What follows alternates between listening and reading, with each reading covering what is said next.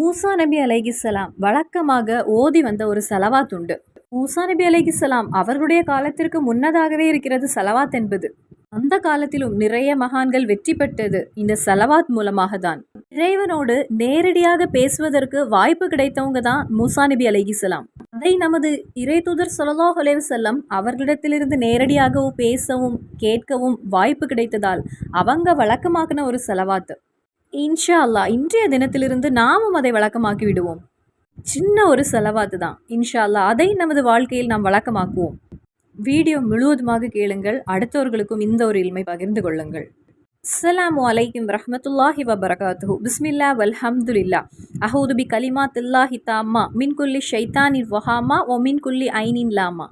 புனிதமான வெள்ளிக்கிழமையின் பகலில் நாம் இருக்கின்றோம்.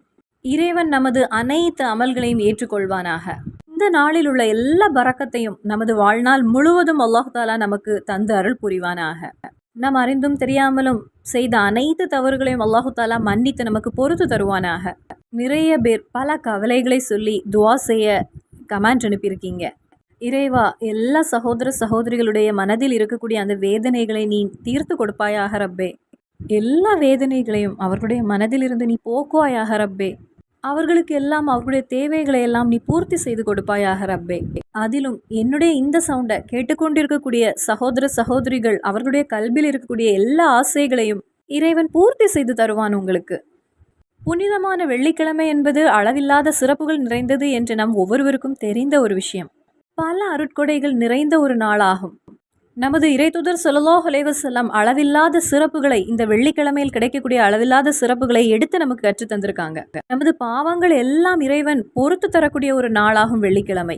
நமது தவறுகளை எல்லாம் அல்லாஹு தாலா மன்னித்து விடுவதற்கு, நமக்கு அதிகமான ஹயர்களை நமது வாழ்க்கையில் கொண்டு தரக்கூடிய அதிகமான நன்மைகள் நமக்கு கிடைக்க, அதே போலவே தரஜகள் பதவிகள் நமக்கு உயர்வதற்கு, இப்படி தொடங்கி எண்ண தீராத அளவிற்கு மகத்துவங்கள் நிறைந்த ஒரு நாளாகும் வெள்ளிக்கிழமை என்பது.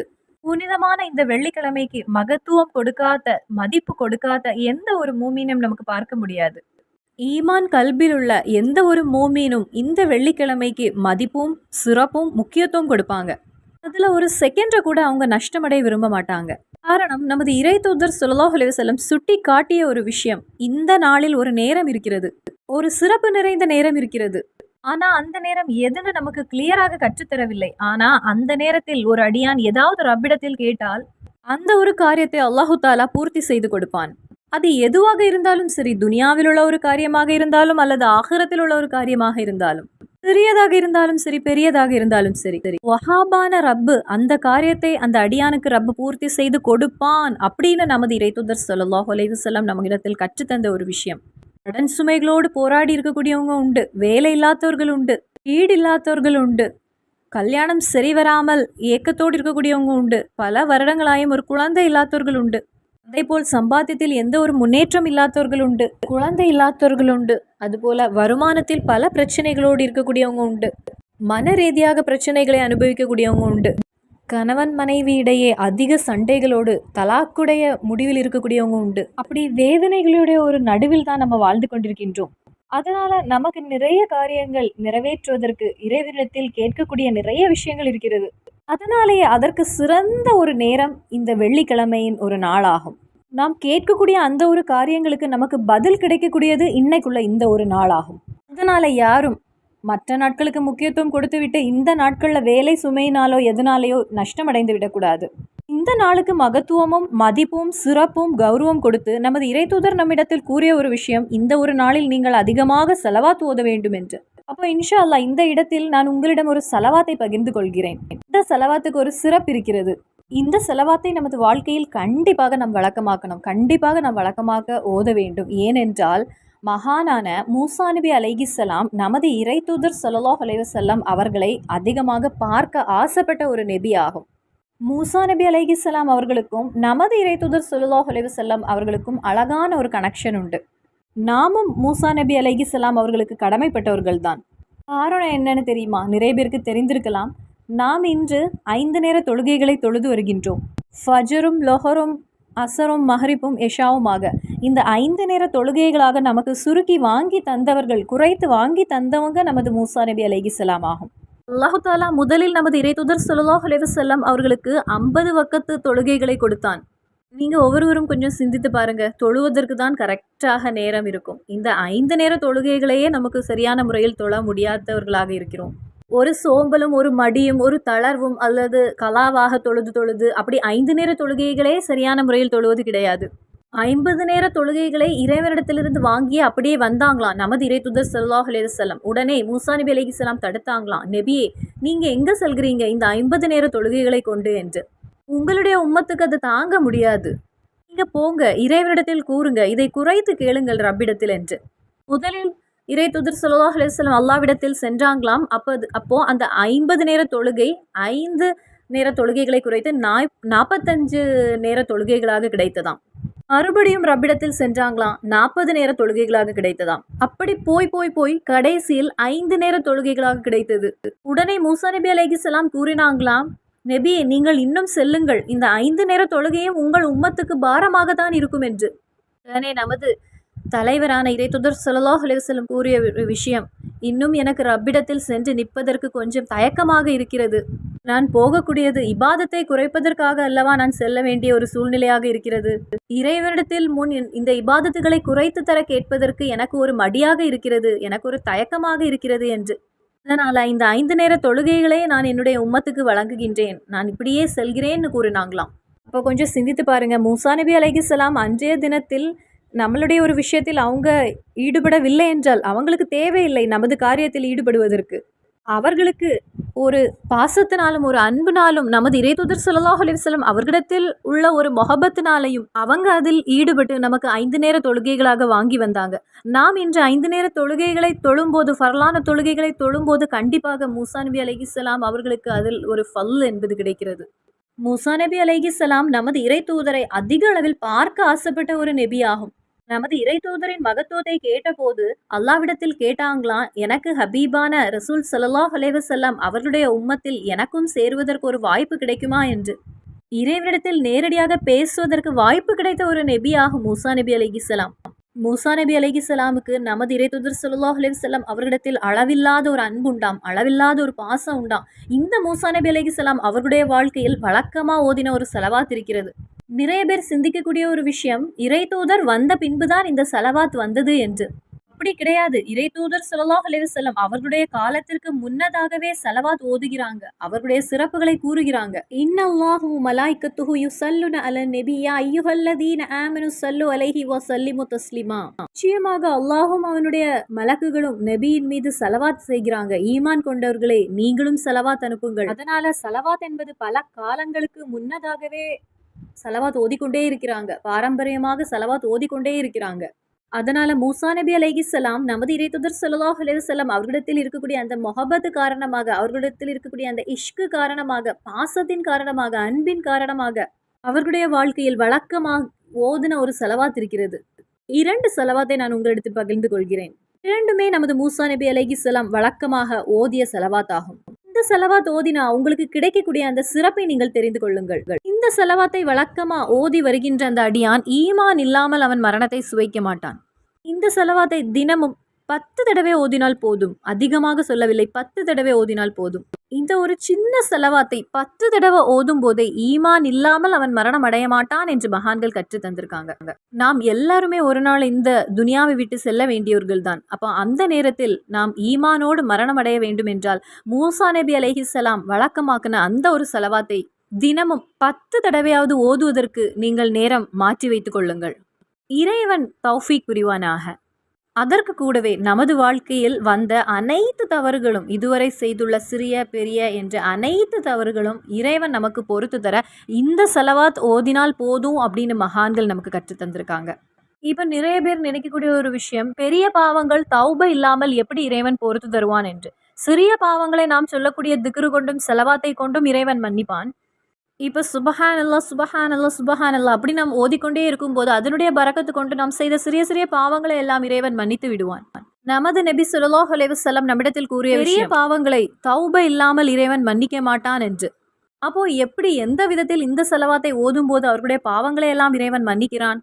அதை மகான்கள் விவரமாக நமக்கு கற்றுத்தந்த ஒரு விஷயம். இந்த ஸலவாத்தை தினமும் 10 தடவை ஓதக்கூடிய அந்த அடியான் தௌபா இல்லாமல் அவன் மரணமடைய மாட்டான் என்று.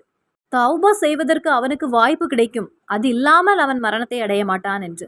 அந்த அடியான் மரணத்தை சுவைப்பதற்கு முன்னதாக அல்லாஹு தாலாவிடத்தில் தௌபா தேடி அவனுடைய பாவங்களையெல்லாம் மன்னித்து விட்டுதான் அவன் மரணத்தை சுவைப்பான். நாம் யாருக்குமே எந்த உறுதியும் கிடையாது. நாம் மரணம் அடைவதற்கு முன்னதாக எனது பாவங்களை எல்லாம் கேட்டு தௌப தேடி இறைவன் மன்னித்துதான் நான் மரணம் அடைவேன் அப்படின்னு நமக்கு எந்த உறுதியும் கிடையாது. நாம் எல்லாருமே சிறிய பெரியன்னு நிறைய தவறுகள் செய்யக்கூடியவர்கள் தான். அப்ப இன்னைக்குள்ள இந்த நாளில் நமது பாவங்களை எல்லாம் அல்லாஹு தாலா மன்னிப்பதற்கு சிறந்த ஒரு நாளாக இது இருக்கட்டும். அப்போ இந்த ஒரு சின்ன செலவாத்தை நமது வாழ்க்கையில் தொடர்ந்து 10 தடவை நாம் ஓதினால் போதும். அப்படி ஓதி வரும்போது ஈமான் கொண்டவர்களாக தான் நான் மரணத்தை சுவைப்போம். நமது வாழ்க்கையில் செய்த சிறிய பெரிய அனைத்து தவறுகளையும் அல்லாஹு தாலா மன்னித்து விடுவான். அதே போலவே நமது வாழ்க்கையில் இப்போ எவ்வளவு பாவம் செய்திருப்போம்னு யாருக்கும் தெரியாது. ஆனா அந்த பாவத்துக்கு கூடவே ஹசனத்துகளையும் அல்லாஹு தாலா எழுதுவான். நாம் செய்த தவறுகளுக்கு அதற்கு கூட பாவங்களை பொறுத்து அதற்கு கூடவே அல்லாஹு தாலா நன்மையும் எழுதுகிறான். இப்ப 10 தவறுகள் நாம் செய்திருந்தால் அந்த 10 தவறுகளை அல்லாஹு தாலா மாய்த்து விட்டு 10 நன்மைகளை அல்லாஹு தாலா நமக்கு தருகிறான். நமது அக்கௌண்டில் இறைவன் அதை எழுதுகிறான். ஏன் இறைவன் இதற்கு இவ்வளவு சிறப்பு தருகிறான் என்றால், நமது இறை தூதர் ஸல்லல்லாஹு அலைஹி வஸல்லம் அவர்களிடத்தில் உள்ள அன்பு கொண்டு, அவர்களிடத்தில் உள்ள ஒரு பாசம் கொண்டு. ஏனென்றால் நாம் ஓதுகின்ற இந்த ஸலவாத்து மகான்கள் ஓதியது, நபிமார்கள் ஓதியது. நமது இறை தூதர் ஸல்லல்லாஹு அலைஹி வஸல்லம் அவர்களுடைய நண்பரான மூசா நபி அலைஹிஸ்ஸலாம் ஓதிய ஸலவாத் ஆகும். அதனால நாமும் அதை அதே வகையில் மதிப்பு கொடுத்து ஓதும் போது அல்லாஹு தாலா நமக்கு தரக்கூடிய சிறப்பாகும் இது. அதே போலவே நமக்கு எத்தனை தீமைகள் நம்முடைய அக்கௌண்டில் இருந்து அல்லாஹு தாலா மாய்த்து விடுகிறான், அதற்கு சமமான தரஜகள் பதவிகளை அல்லாஹு தாலா உயர்த்த செய்கிறான். அதாவது சொர்க்கத்தில் நமது பதவிகள் உயருகிறது, நமது இடம் என்பது உயருகிறது. சொர்க்கம்னா என்ன? சொர்க்கத்துல இப்படி இருக்கும் இப்படி இருக்கும் இப்படி இருக்கும் அப்படின்னு நாம் சொல்வதை கேட்டிருக்கிறோம். இந்த பூமியில் இருக்கக்கூடிய எதையுமே இது போல் இருக்கும் அப்படின்னு நமக்கு சொல்ல முடியாது. இந்த பூமியை வைத்து சொர்க்கத்தை பற்றி நாம் எதுவுமே பேச முடியாது. காது கொண்டு கேட்பதை விடையும் காது கொண்டு கேட்க முடியாது, அதுதான் சொர்க்கம். நம் மனம் கொண்டு சிந்திக்க முடியாத அளவிற்கு இருப்பதுதான் சொர்க்கம். கல்பு கொண்டு நமக்கு சிந்திக்க முடியாது. இந்த பூமியில் உள்ள எந்த ஒரு பொருளையும் நம் சொர்க்கத்துக்கு கூட வச்சு பேசவும் முடியாது. சின்ன ஒரு உதாரணம், நரகத்தில் தவறு செய்த எல்லாவரையும் அல்லாஹு தாலா நரகத்தில் செலுத்துகிறான். தவறு செய்தவன் அப்படி அந்த நரகத்தில் இருந்து வெந்து கரிகட்டை ஆன பிறகு கடைசியில் லா இலாஹ இல்லல்லா அப்படின்னு கூறிய அடியான்கள் அல்லாஹு தாலா கடைசியில இப்படி ஒரு பிடி நரகத்திலிருந்து எடுப்பானாம். அந்த பிடியில் யார் இருப்பாங்கன்னா, வாழ்க்கையில லா இலாஹ இல்லல்லா என்று ஆத்மார்த்தமாக ஓதிய அடியான் இருப்பானாம். அவர்களுடைய தண்டனை முடிந்த பிறகு சொர்க்கத்தின் ஒரு நதியில் அந்த அடியானை அல்லாஹு தாலா கழுவி எடுப்பானாம்.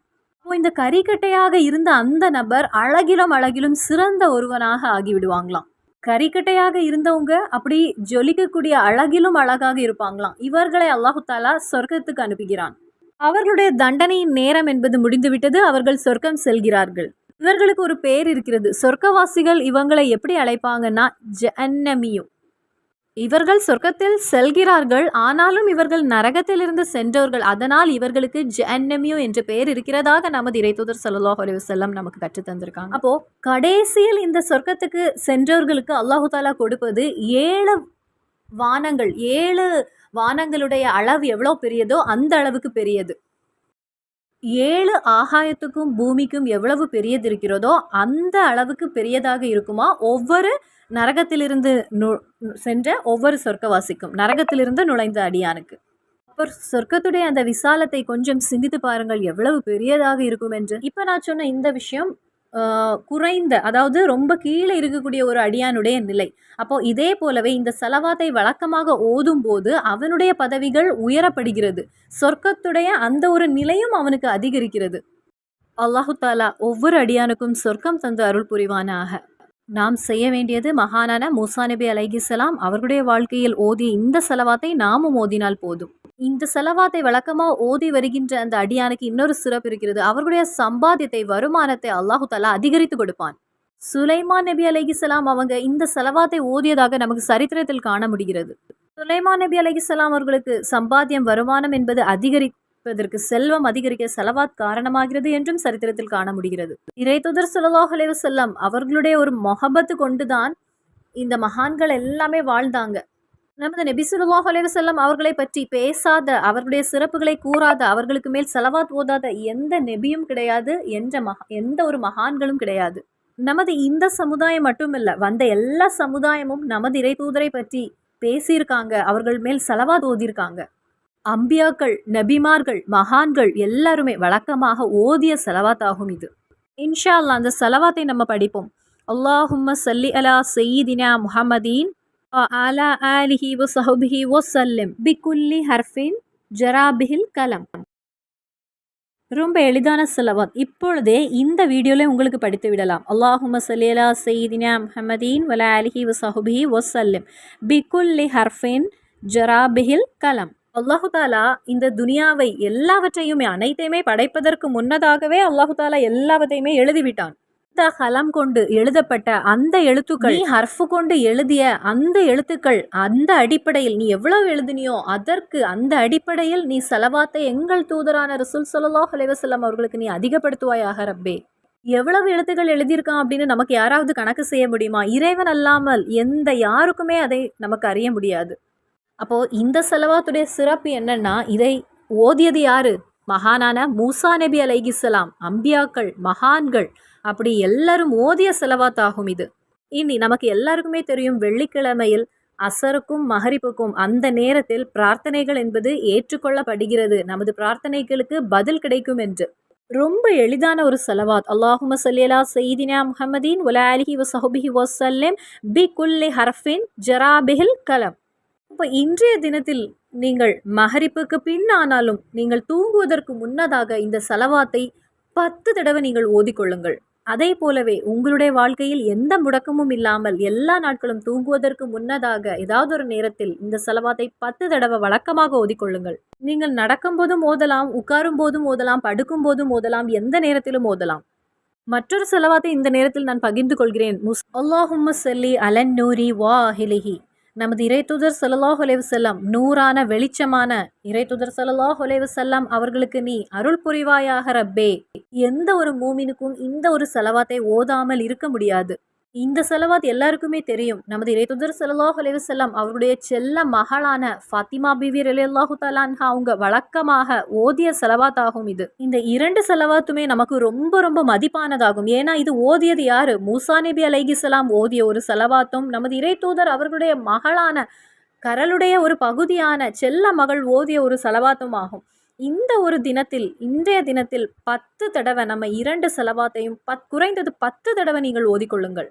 இறைவா, மூசா நபி அலைஹிஸ்ஸலாம் ஓதிய இந்த ஸலவாத்தை எங்களுடைய வாழ்க்கையில் ஓதுவதற்கு நீ எங்களுக்கு தௌஃபீக் புரிவாயாக. நாளை இறைத்தூதர் ஸல்லல்லாஹு அலைஹி வஸல்லம் அவர்களோடு சேர்ந்து ஜன்னத்துல் ஃபிர்தௌஸில் நமக்கும் ஒன்றாக சேருவதற்கு இறைவன் நமக்கு அருள் புரிவானாக. நாம் ஒவ்வொருவருக்கும் இருக்கக்கூடிய கடனையெல்லாம் ரப் அடைத்து தருவானாக. நமது நோய்களை எல்லாம் அல்லாஹு தாலா ஷிஃபா ஆக்கி தருவானாக. இன்றைய தினத்தில் இந்த ஒரு ஸலவாத்தை ஓதி நாம் அதிகம் நன்மையை பெறுவோம். நமது தீமைகளை எல்லாம் அல்லாஹு தாலா மன்னித்து விடுவான் இன்ஷா அல்லாஹ். மறுபடியும் சந்திப்போம். அஸ்ஸலாமு அலைக்கும் ரஹ்மத்துல்லாஹி வபரகாத்துஹு.